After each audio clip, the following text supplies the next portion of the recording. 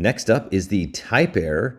This is raised whenever the wrong type of object is used in an expression.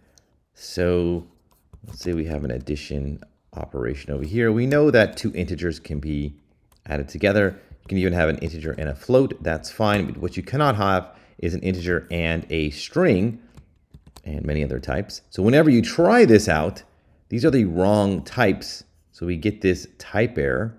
So Python has no idea what to do here. So that's where the type error is raised. You can get a type error in many other places. I'm just showing you a few instances where the type error is raised, or really all of these errors. They can be raised in multiple different locations. This is not just to say these are the only places. These are just an example of where they can get raised.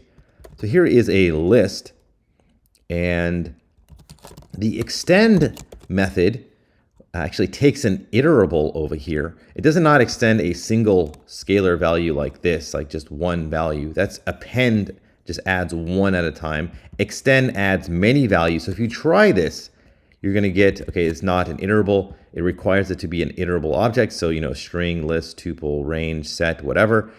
This is not an iterable. So it is of the wrong type. It's just an integer. So we get a type error here. So this is a very common type of error. The type error that you'll see in a lot of programs, and it's whenever you have the wrong type, right? So the operation is expecting an integer, but you give it a string. It's expecting a string, but you give it a list, and so forth. Just the entirely wrong type of object.